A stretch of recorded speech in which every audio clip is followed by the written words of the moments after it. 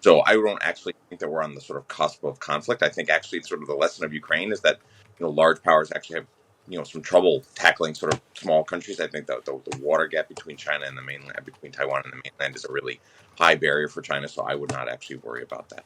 Now, with the world's gaze fixed on the unfolding crisis in Ukraine, tensions have been rising in East Asia, causing significant concern among US defense officials and their allies in the region. China has conducted a series of major military exercises in the South China Sea involving warships, bombers, and fighter aircraft, thought to be in response to an American congressional visit to Taiwan. Meanwhile, North Korea's test-fired a new type of tactical guided weapon, which it claims is of great significance. The country's dictator, Kim Jong-un, observed the test and was pictured smiling broadly as a group of generals clapped behind him. South Korea says it's seriously concerned. Joining me now is Professor Robert E. Kelly, political analyst on inter-Korean affairs at Busan National University in South Korea. Good morning to you. Hi, thanks for having me. Looking first to Taiwan and the increased Chinese military activity in the area, is this a real cause for concern? Is this out of the ordinary? No, I don't think it's really out of the ordinary for the Chinese to respond when the Americans or others sort of talk up Taiwanese sovereignty or Taiwanese autonomy. This is something that the Chinese really strongly oppose. And as China's economy has sort of slowly caught up to the United States, the Chinese have been able to sort of better rattle their sabers when things like the U.S. congressional delegation you mentioned occurred.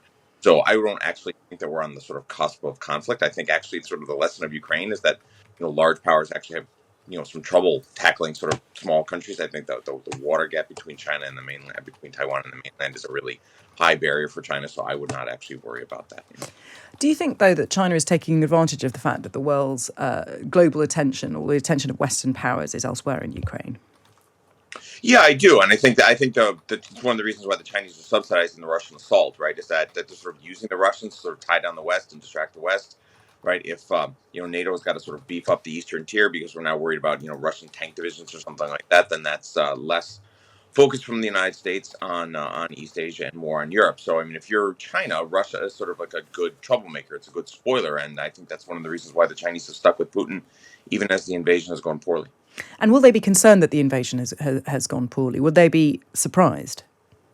I think they are. In fact, I think almost everybody's surprised, right? I mean, I think that's, I think all of us sort of who work on defense issues are really sort of shocked at the poor performance of the Russian army. I think Putin was probably excessively generous when he told Xi Jinping at the Olympics about the war. But yeah, I mean, if I were China, to be honest, I would be worried increasingly about having back the wrong horse, right? I mean, I think the assumption was that, China or Russia could actually do this and win this relatively quickly. It was supposed to be a blitzkrieg, and now it's dragging on to, I'm not really sure what this is going to be, like a stalemate for the rest of the year. So, yeah, I think if you're China, you want to make sure that the Russians, at some point, if the Russians can't do this, the Chinese, I think, will turn against them and cut them loose. But I think I think you're right. I think the Chinese expected this to go better and be over by now. On to North Korea. Remarkable images. Well, they're always remarkable images when you're talking about parades from North Korea. But North Korea marked founder Kim Il-sung's birthday yesterday with a parade. There were floats festooned with political slogans. And there's an expectation of another parade, a large military parade in the capital, showing off advanced weapons later this month. What do we know about that? Sure. Well, the North Koreans have had nuclear weapons since 2006, and they have had intercontinental ballistic missiles, which could strike the United States and Europe, actually. You guys are also in range, too. They've had 2017, and the North Koreans have been systematically improving these weapons. We're all kind of wondering if there's going to be another nuclear test. There hasn't been one in several years. But the whole point is to have direct North Korean deterrence with the United States so that they can help sort of keep the Americans out of Korean affairs. That significantly improves North Korea's hand vis-a-vis South Korea if they can block us with nukes. So we shouldn't necessarily see this as an escalation either. No, I mean, I don't think either one of these places are on the cusp of conflict. I don't think either the North Korean elite or the Chinese elite is as risk-taking or as risk-accepting as Putin is. I mean, Putin, I think, is something of an outlier in world politics. I think the Chinese and North Koreans are more cautious than that. But I do think this is a sort of slow and steady buildup, and it does sort of raise tensions. And I do think the North Koreans are pretty serious about integrating nuclear weapons throughout their military. They're not just designed for deterrence against the United States.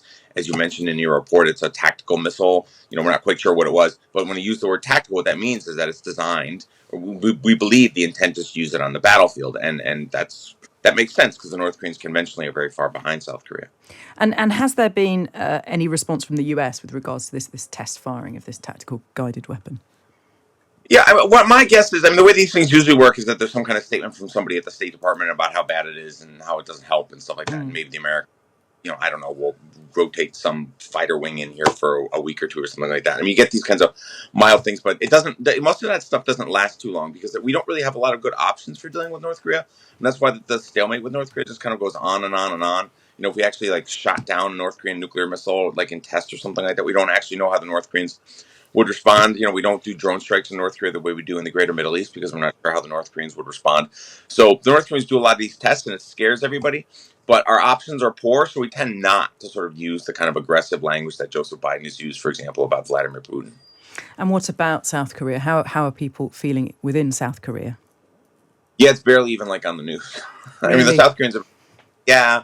I watched, I live in South Korea. I was watching it down the hall. It shows up, right? It's important. It's news, but the South Koreans have been living under the North Korean gun for a long time. And this stuff kind of, it's sort of by the by. So they're kind of inured to these displays of muscle from North Korea. Yeah, they are. They are. The North Korean nuclear weapons are really changed the strategic situation for the United States and Japan much more than for South Korea. They're obviously dangerous to South Korea, but South Korea has been conventionally threatened by North Korea for a very, very long time. And so nuclear weapons add to that somewhat, but they really changed the equation for us and the Japanese. Professor Robert E. Kelly, political analyst on inter-Korean affairs at Busan National University in South Korea. Thank you so much for that.